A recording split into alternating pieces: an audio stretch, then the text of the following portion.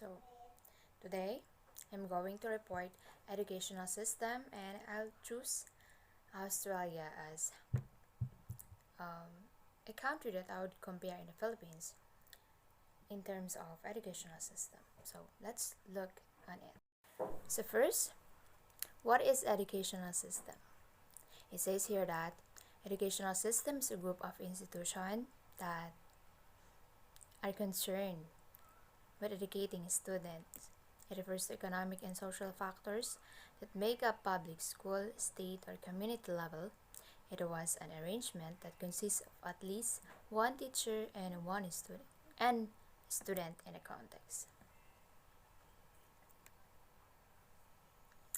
So, educational system is also about what a government could give in education. So, it's it's not about just a student and the teacher, but it is also in the curriculum, assessment, and the government funding to the buildings and practices is that. As we all know that students are the next generation, next leader of the generation. So it is important that educational system is given to the students, and it's not only an educational that fits them, but is the best that could help them in the future. I choose Australia because, as we all know, Australia is one of the leading countries with a high economy that can provide a free, high standard, and accessible education for its citizens. Wow! Ang Australia is isang mayaman na country. So, kaya niyang ibigay yung mga pangailangan ng mga estudyante, the schools, yung mga facilities, mga maganda nilang facilities, yung standard din nila. And then, it is a compulsory kasi sa kanila, like, dapat in the age of ganito is pwede silang mag-enter na sa school. How about Philippines? Philippines is a country of the third world, so nasa third world country tayo, that can only provide a low budget in education, na kahit ang Pilipinas ay binibigyan naman nila ng maraming pondo ang education, pero it is said that low pa rin ang budget na binibigay sa education because we don't have that lot of money na can provide na the best. Pero sabi dito, despite these issues, it is still seen that educational system is in the Philippines is most developed in Asia. Kasi nga, medyo nag-develop na tayo, and then nag-acquire na rin tayo ng curriculum from which is happened in other countries. Makita natin yan mamaya sa next slides. So, dito na tayo sa comparison of educational system. Practices muna tayo.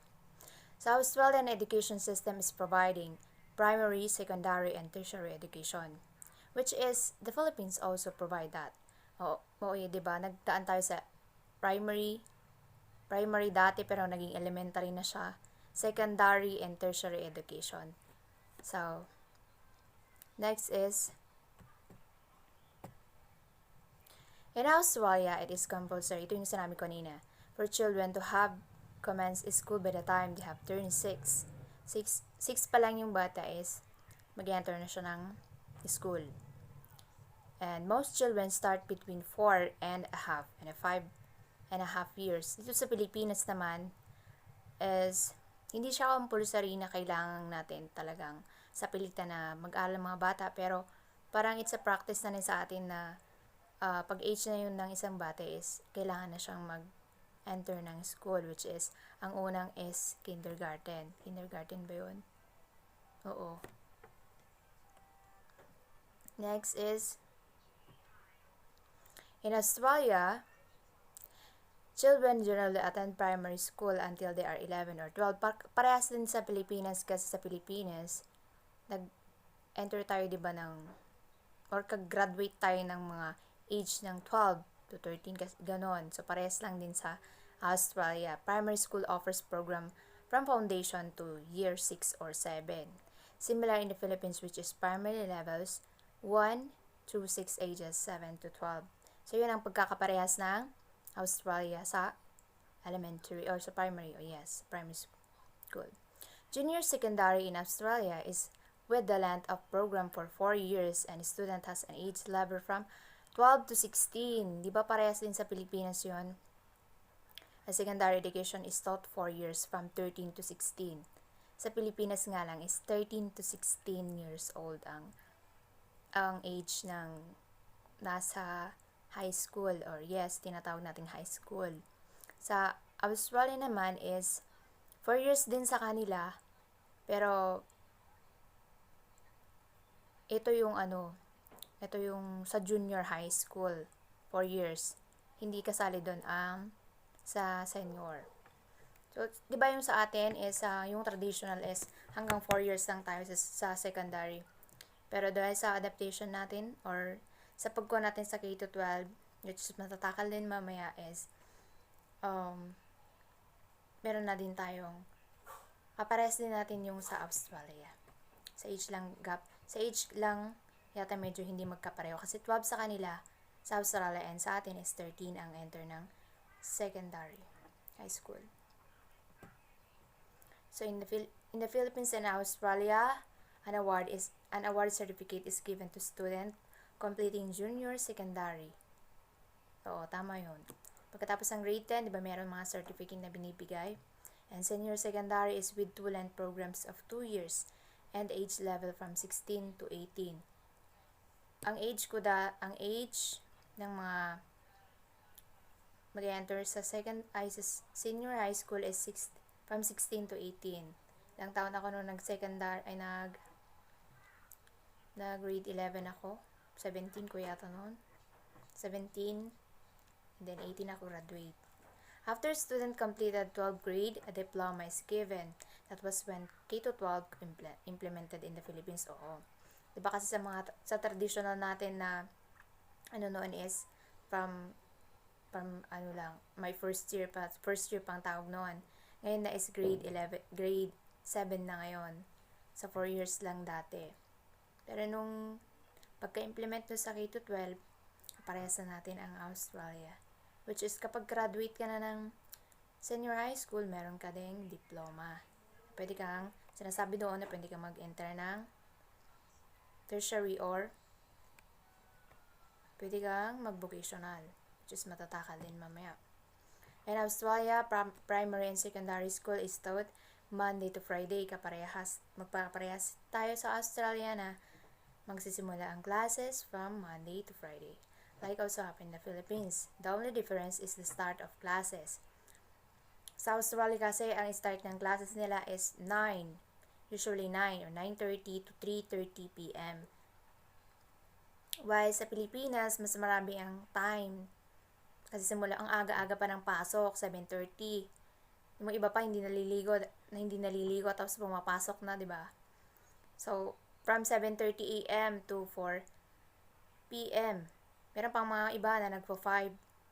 The school days begin with a flag raising, national anthem. Ito naman ang ng practices sa Pilipinas sa meron tayong mga raising of national anthem and pledge of allegiance.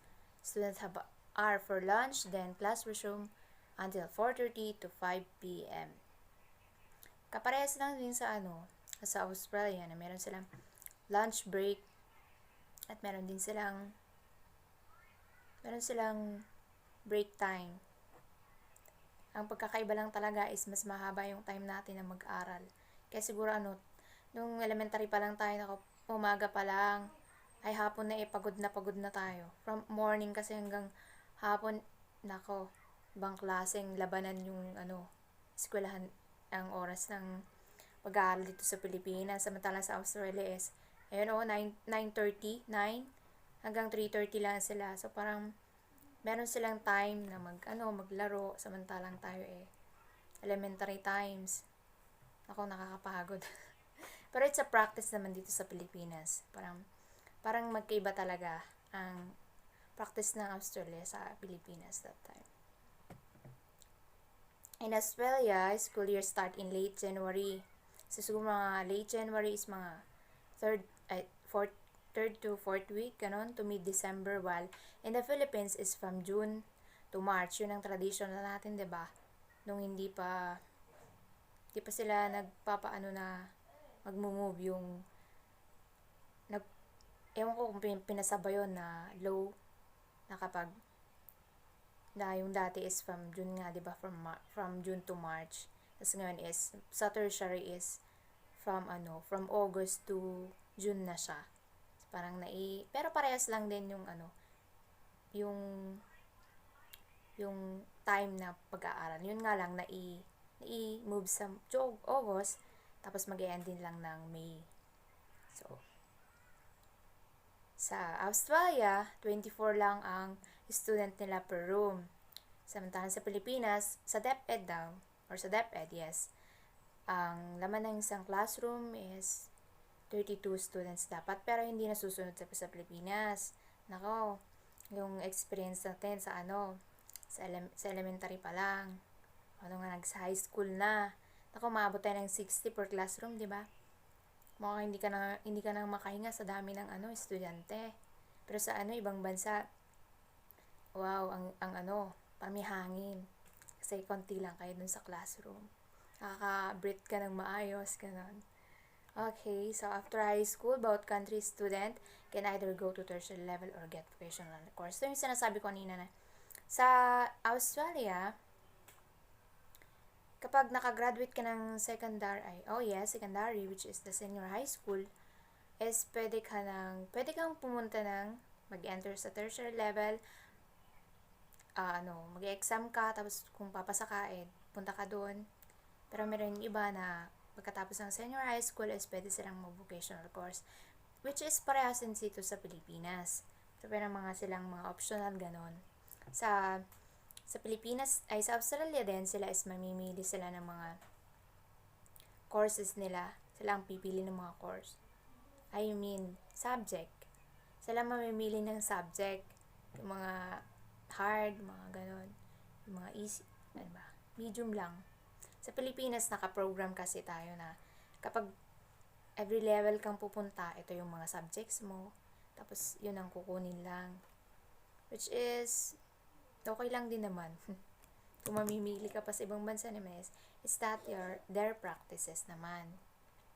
Okay? So, dito tayo sa assessment. In Australia, their assessment system is they use letters. So, mga A, ganon. Which in secondary levels to give grade as A is very high. High achievement daw. Or excellent achievement.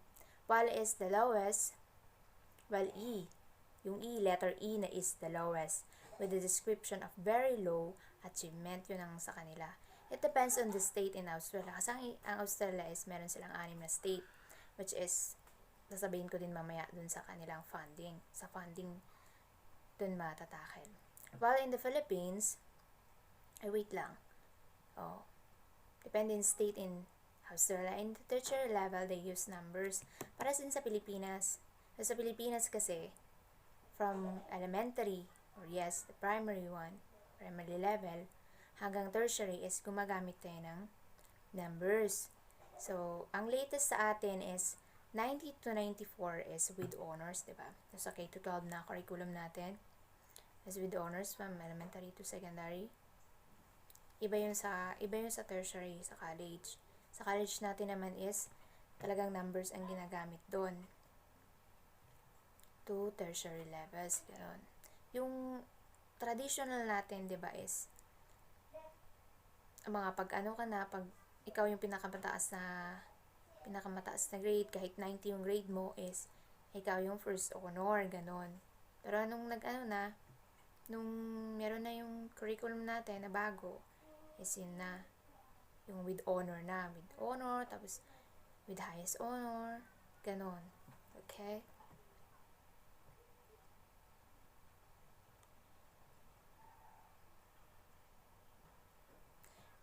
Dito pa sa Australia is, meron sila mga A+ pa. Wow. Letters talaga ginagamit. Pero sa college, parehas din sa atin. Yun nga lang sa kanila is parang ang 50 yata, ang 50 to 60 ganun is Di ba sa atin is ano na yun? Parang bagsak na. Sa kanila is parang half. Ganon. Okay? Sito na tayo sa fund and support. Australia is divided into 6 states, yun sabi ko kanina. Yung state niya isa is New South Wales, Queensland, Western Australia, South Australia, Tasmania, and Victoria. And meron pa silang mga the second territories is the Northern Territory and the Australian Capital Territory. And has 3 levels of government. Yung federal, state or territorial, and local.